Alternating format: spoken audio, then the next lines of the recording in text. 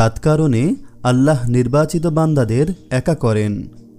মানুষ সামাজিক জীব, একে অপরকে ছাড়া মানুষ চলতে পারে না।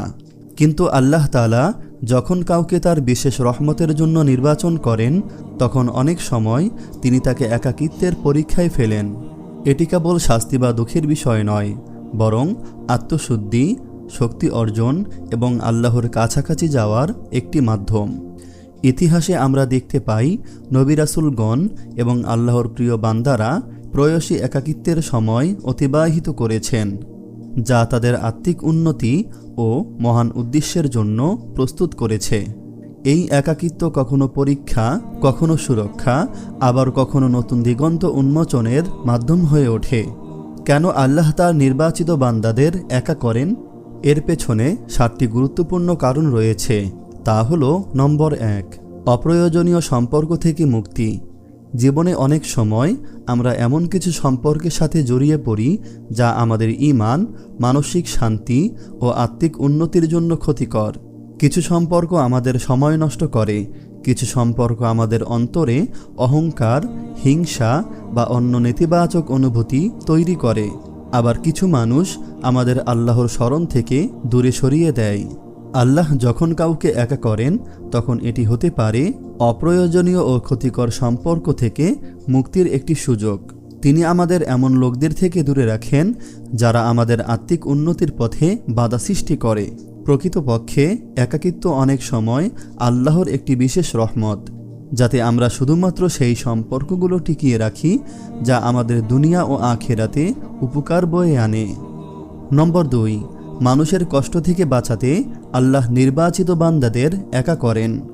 অনেক সময় মানুষই দুঃখ, কষ্ট ও হতাশার মূল কারণ হয়ে দাঁড়ায়। সম্পর্কের জটিলতা, হিংসা ও অন্যায় আচরণ আমাদের মনকে বিষাদগ্রস্ত করে তোলে। আল্লাহ যখন কাউকে একা করেন, তখন এটি তার দয়ার বহিঃপ্রকাশ, যাতে সে ক্ষতিকর সম্পর্ক ও মানুষের কষ্টদায়ক আচরণ থেকে মুক্তি পায়। অনেক নেককার বান্দা জীবনের কোনো পর্যায়ে একাকিত্বের মুখোমুখি হন, যা তাদের মানসিক ও আত্মিক শান্তির জন্য জরুরি হয়ে ওঠে। তাই যখন আল্লাহ আমাদের একাকিত্ব দান করেন, তখন এটি কষ্ট নয়, বরং দুনিয়ার অনর্থক দুশ্চিন্তা থেকে পরিত্রাণের একটি মাধ্যম। নম্বর 3, আসল গন্তব্য জানিয়ে দেওয়া। দুনিয়ার সম্পর্ক, সম্পদ ও খ্যাতি আমাদের মনকে এতটাই ব্যস্ত করে ফেলে যে আমরা আমাদের আসল গন্তব্য ভুলে যাই।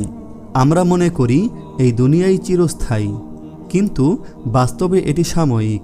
প্রকৃত জীবন আখিরাতে। আল্লাহ যখন কাউকে একা করেন, তখন তিনি তাকে স্মরণ করিয়ে দেন যে তার আসল গন্তব্য দুনিয়া নয়, বরং আখিরাত। একাকিত্ব মানুষকে দুনিয়ার মোহ থেকে মুক্ত করে এবং তাকে আল্লাহর কাছে ফিরে আসার জন্য প্রস্তুত করে। এটি আমাদের শেখায় যে মানুষ চিরসঙ্গী নয়, একমাত্র আল্লাহই আমাদের প্রকৃত অভিভাবক ও আশ্রয়স্থল। তাই যখন আল্লাহ কাউকে একাকিত্ব দান করেন, তখন সেটি তার একটি বিশেষ রহমত, যাতে মানুষ তার মূল লক্ষ্য অর্থাৎ জান্নাতের পথে ফিরে আসতে পারে। নম্বর 4, আত্মশুদ্ধি ও ইবাদতে মনোনিবেশ করতে আল্লাহ নির্বাচিত বান্দাদের একা করেন। একাকিত্ব আত্মশুদ্ধির জন্য একটি উপায়। যখন একজন মানুষ একা থাকে, তখন তার সামনে অনেক সুযোগ থাকে নিজের আত্মাকে বিশুদ্ধ করার এবং আল্লাহর ইবাদতে মনোযোগী হওয়ার। দুনিয়ার ব্যস্ততা, সম্পর্কের জটিলতা এবং মানুষের কথাবার্তা অনেক সময় অন্তরের প্রশান্তি নষ্ট করে দেয়, কিন্তু একাকিত্ব মানুষকে নিজের ভুল ত্রুটি পর্যালোচনা করার সুযোগ দেয় এবং তাকে আল্লাহর দিকে আরও বেশি ধাবিত করে। নবী রাসূলগণও একাকিত্বের মাধ্যমে আত্মশুদ্ধি করেছেন, যেমন হযরত মুহাম্মদ সাল্লাল্লাহু আলাইহি ওয়াসাল্লাম নবুয়ত প্রাপ্তির আগে হেরা গুহায় ধ্যানমগ্ন থাকতেন। সুতরাং যখন আল্লাহ কাউকে একাকী করেন, তখন এটি দুঃখের কিছু নয়, বরং এটি একটি সুযোগ যাতে সে তার রবের সঙ্গে গভীর সম্পর্ক গড়ে তুলতে পারে। নম্বর 5, আল্লাহর সাথে গভীর সম্পর্ক গড়ে তোলার জন্য আল্লাহ নির্বাচিত বান্দাদের একা করেন। যখন একজন মানুষ একাকিত্বের মধ্যে থাকে, তখন তার সামনে সুযোগ আসে আল্লাহর সাথে সম্পর্ক আরও গভীর করার। দুনিয়ার ব্যস্ততা ও মানুষের সান্নিধ্য অনেক সময় আমাদের মনোযোগকে বিভ্রান্ত করে। ফলে আমরা আল্লাহকে যথাযথভাবে স্মরণ করতে পারি না। কিন্তু যখন আল্লাহ কাউকে একা করেন তখন তিনি তাকে নিজের দিকে ফিরে আসার সুযোগ দেন। একাকিত্ব মানুষকে দোয়া, জিকির ও কোরআন তেলাওয়াতের মাধ্যমে আল্লাহর নৈকট্য লাভের পথ দেখায়। নবী রাসূলগণও একাকিত্বে আল্লাহর সান্নিধ্য লাভ করতেন।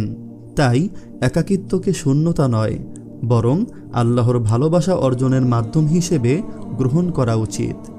নম্বর 6, সত্য মিথ্যার পার্থক্য বোঝানো।